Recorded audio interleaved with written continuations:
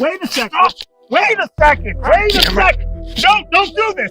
Sir, I'm with you guys, for Christ's sake. I'm a fucking federal agent. Picture this. You're a seasoned FBI agent, and suddenly you're facing the flashing lights of a police car, not as an ally, but as a suspect. All thanks to some stupid choices made by local cops. Call 911. Call, I need a medical attention right now. Look, call 911. We're releasing you right now, call sir. 911 now.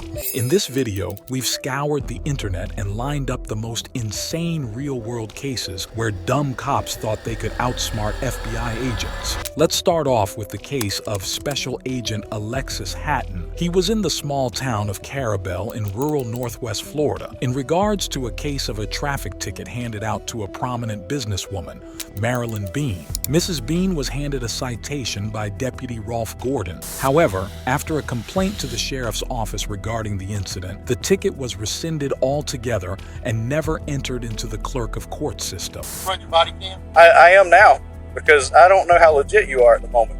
It's okay. Special agent Hatton. FBI. Okay. You got that on body cam? I do, but I don't understand what the problem is with you meeting me at the office. You can cut off the recording device now. Okay. Well, I will when I leave the area, sir.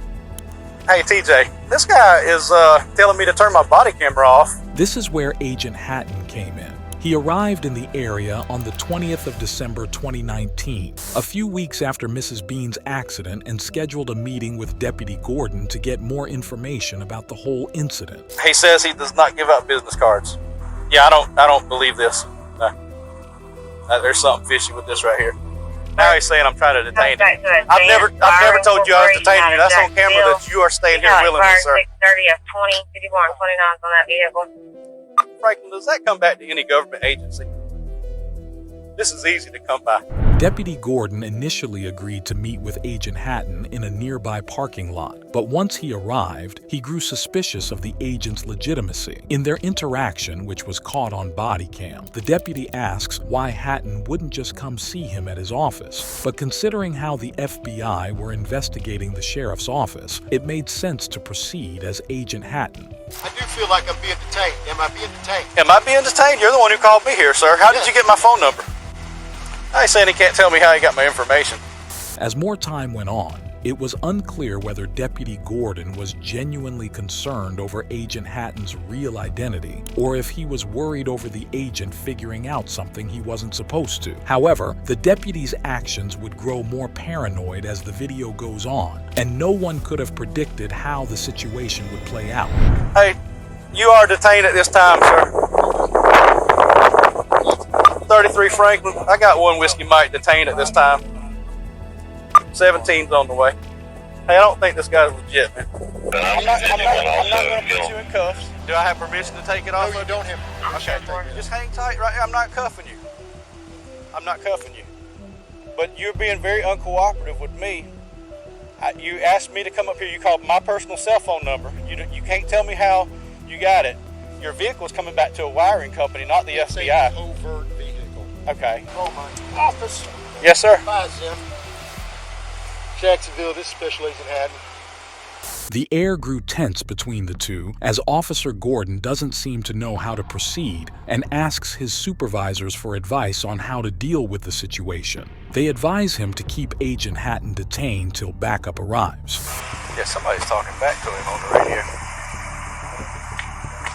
Once more, officers arrive at the scene and Agent Hatton is questioned. The officers decide the best course of action is to put the Federal Bureau agent in handcuffs. The decision would turn out to be a huge mistake. All right, he's being detained. 33 Franklin, we've detained this whiskey Mike, got him in cuffs in the back of the car now. He had just called me and like, hey man, what's up? I said, I gotta go meet this guy. He's investigating something. As Agent Hatton waits in the back seat of the police car, he begins to bang at the door and asks the officer to open the door as he had a medical condition. Yes, sir.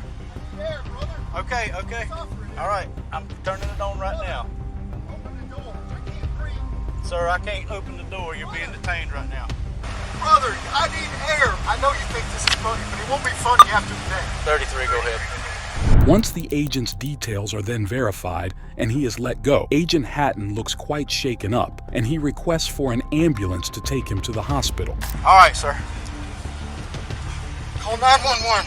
I need a medical attention right now. Unlock me. Call 911. Call 911. We're releasing you right now, call sir. 911 now. Call 911. I need 33. Can I get a copy of that too? As a Christian present? Put my stocking stuffer. What, you want to go to Tallahassee Memorial or Capital Region? It's your choice. You have to tell me. Just the way he's been acting like this, he's just. You've been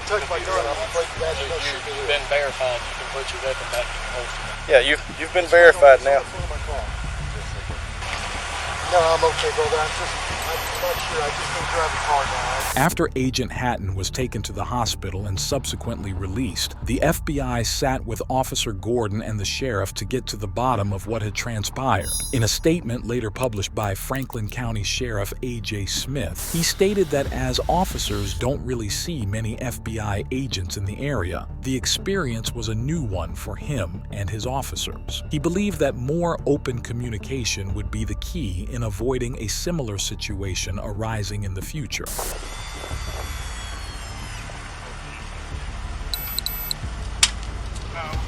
What's y'all's unit number?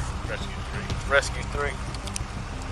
While Agent Hatton's situation was pretty scary and showed how even with all the appropriate credentials, an agent could find themselves in an uncomfortable situation with the cops. Much like Agent Hatton, this next clip shows us how difficult it can be to do your job as an agent of the law when local police officers decide to let their ego run wild. I'm a federal agent. 917-110-3.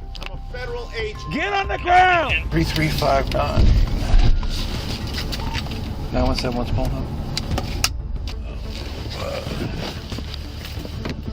On the 7th of July 2020, ATF agent James Burke was on Edgebrook Drive near Dublin performing his duties as he would on any other day. He was tasked with retrieving a shotgun from a residence where it was being unlawfully kept. However, the woman later had this to say. What did he say to you when he was talking to you? I have to open the door because he's a police. I tell him I can't open the door because my husband... Our officers on Edgebrook, we were finally able to get He said, you have to open the door. I tell him, I'm sorry, I can't. Stay with my kids. My kids start crying because they're afraid. And I tell him, Did he ever try and break the door or anything like that? Yes, he still knock and he say, I will stay here until evening if you don't open the door because you are... Hey, turn around. Let me see your hands. Turn around. Let me see your hands. Okay, let me see your hands. I need to see some ID. Get on the ground! Get on the ground now! Get on the ground! I'm a federal agent. 917-110-3. I'm a federal agent. Get on the ground! Don't move forward. You didn't ask for it. Not getting on the ground. Well, then stay where you're at. I'll stay where I'm at. Fine. Why do you got to make this harder than it is? Columbus police officers Joseph Fye and Kevin Winchell both arrived at the scene, and what should have been a pretty normal situation that would have been resolved by exchanging information, it would certainly not go that way, and what happened next would change Agent Burke's career forever. I got my ID. Do not reach for your waist! Keep your hands up! Dude, why would I have an O-leg shit? Get your hands up! Get on the ground! Face down now! Now! Face down! You are the one making the mistake! Face down now! All the way now! All the way! All the way! You got my IDs right here, left pocket. After some resistance, Agent James eventually obliges with the officer's demands. Do not resist! I'm not resisting. You're acting like a moron! Wait a second! Wait a second! Wait a second! Don't do this! Wait a second, I got a medical condition. Get my license out of my pocket. We're getting you secured first. Please, wait. No. Hold on. I'm hyperventilating. Regardless of how the agent behaved initially, he still complied with the officer's orders and did not resist arrest. But that didn't stop the two officers from exerting their force over the agent in a violent manner. Don't make me tase you! Put your right arm behind your back. Put your right arm behind your back. No, you're going to stay on the ground and put your right arm behind your back. Let me breathe. The situation escalated out of proportion, with the agent being tased by the officers. Oh, don't do that. Okay. Here. Get him cuffed! It is cuffed. Get him cuffed! Please help me up. Please. Get this kid. I'm a federal agent. My God, my gun! You have no idea what you are, acting the way you are. Sir! Who the heck do you think you are acting like this? Somebody! I wanted you to see my goddamn credit! The lady was freaking out, for Christ's sake! Sir, I'm just trying to do my goddamn... Just get in the car! Why would you make us do this? I didn't want you to. I wanted to... Wait. No, you knew what you were doing. Sir, calm down. Relax. Sir, hey, guys, please, just talk to me for 1 second, please. Get in the car and we'll talk later. Sir, wait. You had your chance. No, I was trying to give you my creds. You didn't let me show them to you. Never once tried. I did. Get in the car. Wait. Now! Have a seat. Please, wait, I gotta breathe. For crying out loud, you're a cop, you're not an ass. No, wait, I can't. You're fucking my head up. The seatbelt's in place. Why would you act like this? I didn't act anyway. Please, sir. If you are a real police officer, you ought to be ashamed of yourself. I was trying to give you my creds. The entire situation left the agent with physical and psychological injuries, and as a result, Agent Burke has since moved to an administrative role in the ATF. I showed her my goddamn creds, for Christ's sake. Right there, left pocket. Left pocket, cargo pocket. They don't try and... Guys, I get it. I fucking get it. Well, then why would you act the way you did? What's the matter with you you? To see my creds, for Christ's sake. My God, I'm here to fucking talk No, to her. you're the one that's in the wrong. Agent Burke would later go on and file a lawsuit with the defendants being named being the City of Columbus and officers Fye and Winchell, and it claimed that this incident was a part of a pattern of misconduct by Columbus police and a lack of investigation into officers' behavior, while also calling it unconstitutional policing. Sir. You know if you have interaction with the police, you obey commands. Sir, I was trying to... No, you didn't obey commands. Sir, I'm with you guys, for Christ's sake. It just goes to show how a slight misunderstanding can lead to deadly consequences. While Agent Burke would suffer some serious damage as a result of his encounter, this next agent found himself in a much more serious situation as cops believed the man was impersonating a federal agent, Anton Yunov.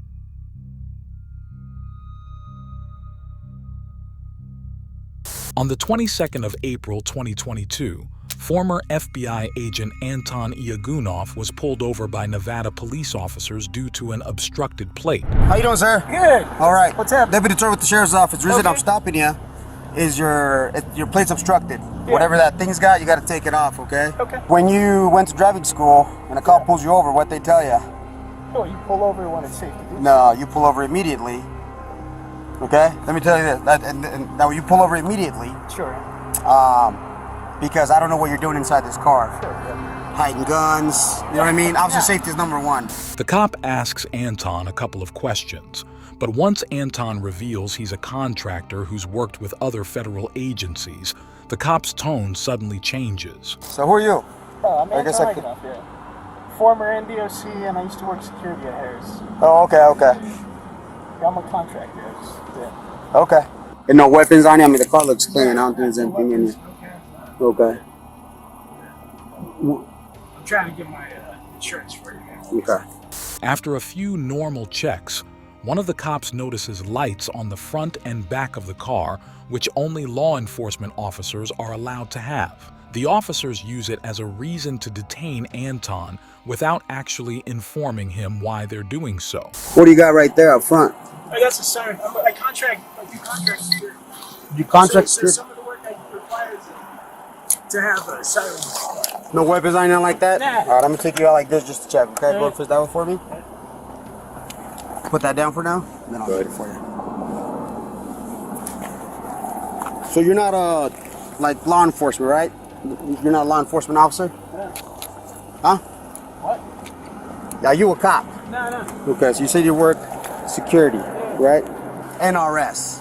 Unless you're a sworn officer. I know in Nevada everybody stays. Yeah, you're not allowed to have red and blues. Sure. Right? Because then you could easily impersonate a police officer. Sure. You know what I'm saying?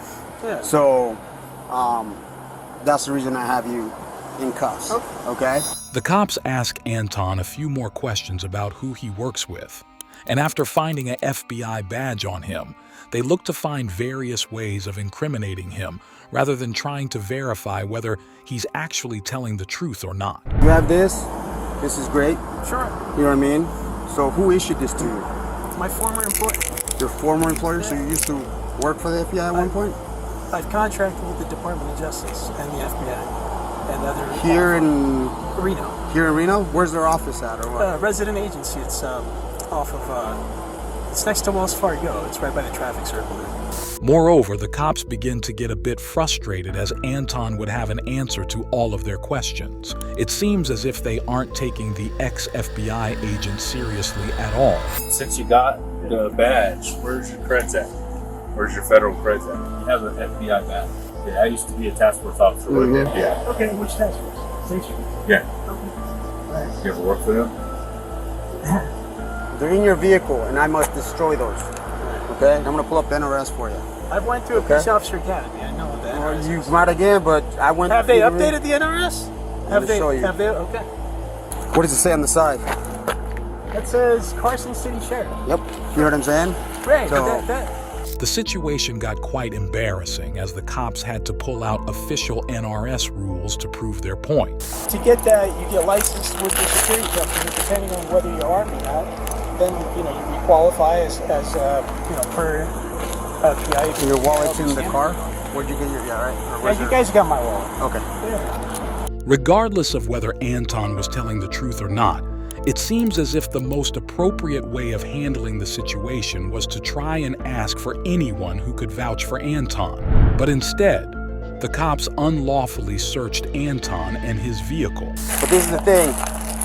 If you're not a sworn officer, okay, red and blues are no-go. Sure. Now, when you're contracting with the government, it depends on the contractual obligations. So I'm not going to let, whatever agency is not going to let you borrow their... But that's your own personal vehicle. You're not allowed to have red and blues on your personal vehicle. According to the state of Nevada, civilians aren't allowed to have red and blue lights inside their vehicles, but people contracted by government agencies may be allowed to do so. Hence, it felt unfair for the officers to have an issue with the lights as Anton wasn't actively using them, and neither did he identify as a federal agent. This is no good. I mean, he's got the lights, he's even got a horn, yep. And then he's got a, and then how does he know about all the, the Safe Streets, FBI, how does he know all that stuff? Like, he's an impersonator, so he wants to sound legit. Yep. This is probably worked for him. The case itself has garnered a lot of attention on the internet, with many people not being sure whether Anton was legit or not. There is very little information online regarding the whereabouts of Anton, except the updates he posts on his personal YouTube channel. He was a prior correctional officer trainee back in 2016. So we got this, and then, yeah, the bulletproof vest. He's got this thing for him. No guns, yeah. He just moved to 666 Imperial. However, one thing's for certain. If Anton was posing as an FBI agent and was placed under arrest for doing so, it would have been a huge story, but there are no such reports available online. It just goes to show how officers can have little to no respect for contract workers and may exercise their force as they please. You may be thinking how the cops acted was quite out of line when it came to Anton. But it's nothing when compared to the next person on this list who would be put through hell by 2 officers. Hey, Black! This is fucked up! I can't fucking believe I'm being treated like this, and I'm fucking wrong! Lieutenant Karen Nazario. Driver, roll the window down! On the 5th of December 2022, Windsor police officers Joe Gutierrez and Daniel Crocker noticed a vehicle with an improper license plate and decided to pull the car over. Put your hands out the window! Turn the vehicle off, put your hands out the window! Put your hands out the window and turn the vehicle off! After asking the drivers a few times to turn the vehicle off, the driver didn't seem to comply with the officer's direct orders. In hindsight, if the driver had complied at this very moment, the situation wouldn't have turned on its head the way it did. Let me see your hands! How many occupants are in the vehicle? What's going on? How many occupants are in your vehicle? It's only myself. Why are your weapons drawn? What's going on? Open the door slowly and step out! What's going on? Get out of the car! Now! Open the door and get out of the car! The driver was Virginia National Guard Lieutenant Karen Nazario. He was driving home in his newly purchased vehicle when he was stopped for a license plate violation. However, as the officers drew closer to the vehicle, Karen wanted to know what was going on, to which the officers did not answer. They only shouted at the lieutenant to exit his vehicle. Get out of the car now! Get out of the car! What's now! going on? Get out of the car now! Get out of the car now! I'm serving this country and this is how I'm treated? Yo, what? Guess what? I'm a veteran too. I'm gonna obey. That's Get not- out of the car! Get out of the car! Sir, just get out of the car! Work with us and we'll talk to you. Get out the car. You received an order. Obey it. The situation had escalated beyond proportions by this point, and it was only getting worse. Really? Get your hands. Get out of the car now. Get out of the car. Get your hands off me, please. Get your hands off me. You know what? Get your hands off me. Get your hands off me. Back up there. I didn't do anything. Don't do that. Sir. Yeah. I didn't do anything. Whoa, hold on. Hey, What's going on? Hold on. Watch it. Let's go. Is your command Let's officer go. available? Get on the ground. Get on the ground. Why am I being treated like this? Why? You're not cooperating. Get on the ground. All right. Get some water, please. Absolutely. Come sit on this curb. Walk backwards. Walk backwards. Can you get some water? Can you open up the window for my dog? I got him. I hear him choking. We already got did. them all in. We already opened it. I'm gonna go grab a Sit down. bottle I of got you. Sit down on water. the All right, curb. Joe. You good with that? Yeah. Lieutenant Karen would eventually be forced out of the car and cuffed. It's hard to believe how a regular traffic stop would escalate into such violence. While some may argue that the lieutenant could have just listened to the officers and avoided the confrontation, others may say that the officers were extremely aggressive in their demeanor and even drew out their guns once Karen had stopped his vehicle. Take your medication on a regular basis. Are you allergic to any medication? I got Once medics arrived at the scene, they treated the lieutenant, and afterwards he would plead with Officer Ramirez to take his cuffs off. Can you please take the cuffs off? There's nothing going on. There's nothing wrong. Come on. This obviously there is, because you wouldn't comply with us. All we did is ask you to get out of the car. And you refused. You said, no, I'm not getting out of the car. I was asking what was going on. My hands out the window. And we told you it was a traffic stop, and you refused to comply. Officer Crocker would then go on and check the lieutenant's vehicle for any weapons. After finding one, he checked to see if the firearm was registered, after which the officer placed the firearm back in the vehicle. I see it, but per the law, it has to be in the license plate bracket. I understand it's paper and I understand why it's there. Yes. But at that time, I had no idea. I didn't know that you had a vehicle registration until I approached your car. And at that point, I was too busy dealing with you to deal with the tag. You want me to wipe your eyes? Look, all this was going to be was, hey man, I stopped you. You didn't have a tag. You got your driver's license. I'd have ran you and you'd have been on your way. Okay? Lieutenant Karen would go on to sue the two officers for $1 million. Officer Ramirez would eventually lose his job after the incident as well, and after considering Officer Ramirez's termination, the jury would award $3,685 in compensatory damages. Lieutenant Karen would file for an appeal, but the case remains unsolved for now.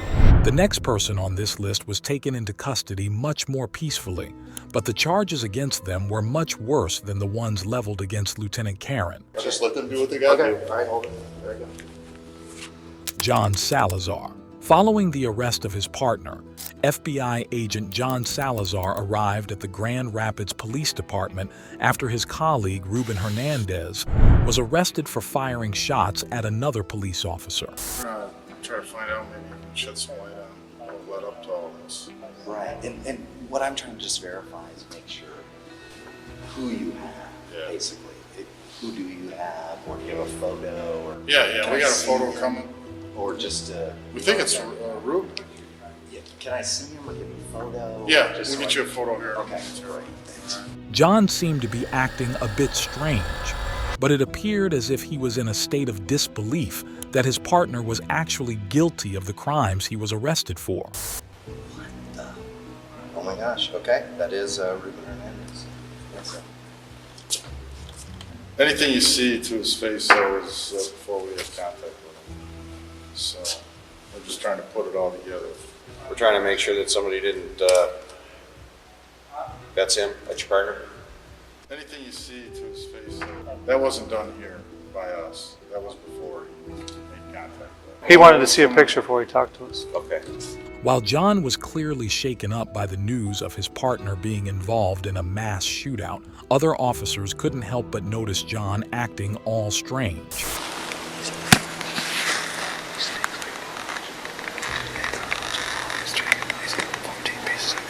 Did you get a call from him tonight? Someone called us, and we're still trying to figure out who called us to warrant, let's say he was in trouble or something. That wasn't you? Listen, I'm not going to answer anything right now. Two of the officers present at the station spoke of how John reeked of alcohol. The fact itself wouldn't get the agent in as much trouble as his partner was, but the fact that he was quite drunk, carrying a firearm, and most likely drove to the police station wasn't a good look for him. How come you're not going to answer anything? Well, I mean, I got to wait for, I'm talking to my superiors and everything else to see. Oh, she told the lieutenant you're coming down here to kind of shed some light on what happened. Right. No, I'm here. And then there's also going to be a special agent from the RA here in Grand Rapids. I don't know if you know S.A. Burns or not, but Yeah. he's going to come down here. Once the officers realize that Agent John doesn't seem to be quite himself, they decide to take his firearm off of him. Okay, just let them do what they gotta do. All right, hold it. There you go. Okay, you got your creds, right? Yeah. You can hold on to that. I'll just take this. Okay. Need you to seal your lips and blow and tell the beeps. All right, you ready? Yep, seal your lips and blow. After the check was done, John's alcohol level came back at 0.116, which was just over the minimum limit. Your BAC right now is 0.116. Is that above? Oh yeah, 5:22 in the morning. Legal limit in Michigan is 0.08. So we'll probably be holding on to your firearm. Right. While Agent John was carrying a firearm while intoxicated, he wasn't charged due to a lack of evidence to charge the agent. But for the next clip, we'll take a look at an instance where a couple of incompetent cops are taught a lesson which they won't forget again. Watch how funny this is. Go ahead, Watch look at this. it. No, don't hate me. Look at it. Oh, what does that say? Fucked up. What does that say? Oh. Wrong guy. Adder Monidel. Yeah, you're wrong. You're assuming I'm someone that I'm not. Are you Jake? No, I'm not Jake. You look like Jake. There you go. I look like Jake. Yeah, but you're Jake. In this video from 2019, a man is shown being harassed by two officers who believe the man is a suspect they have been looking for. Get out of my face, man. You guys are harassing me. Yes, you guys are. Hey, you're fucking harassing me. Yes, you are. No. He's harassing me. Why are you harassing me? However, the cops would not listen to reason and were convinced this was the suspect they were looking for. However, what happened next would leave them embarrassed and ashamed. I'm suing all of you guys. Let me get your car. Can I get your car? Can I get your car? Okay. I'm not standing up. Listen, I'm not under arrest. I don't have a warrant. I don't have any officers. He got the wrong guy, I'm telling you. Wrong ID, motherfucker. You guys still got the wrong guy. You guys are fucking stupid. That's not you. You guys are racial profile thinking I'm somebody. I take both of you motherfuckers. To assume I'm somebody I'm not. My ID's in my back pocket. Watch how funny this is. Go ahead, Watch look at this. it. No, don't hate me. Look at it. Oh, what does that say? Fucked up. What does that say? Oh. Wrong guy. Oh. Wrong guy. Oh my God. No, get the fuck off me, dude. Get off me, dude. Bro, you fucked up. Matter of fact, I need our cars. I need your supervisor over here. What do you mean I look like him? I need your guys. I need your guys right here. Supervisor. Sir, can you please come here? Are you the supervisor? The video did the rounds across multiple social media channels, and the man was held up as an FBI agent who was working undercover. However, it would later be revealed that it wasn't the case. I told them I'm not who they think I am. And they said, nope, you are. I'm positive you are. The man, whose name was Adder Monidel, later revealed in a social media post on Facebook that he was in fact not an FBI agent. The news would later also be confirmed by the news agency, Reuters. Get the fuck out of here, piece of shit. You guys are the dumbest motherfuckers I've ever met in my life. Get the fuck out of my face. We're not in your face. While Adder wasn't actually an FBI agent, he still showed more composure and confidence than most other actual agents did. I will make a complaint on all three of you guys. That's fine. Do your job better. No, you guys supposed to be upstanding fucking citizens. They're not. They're bogus as upholding shit. the law.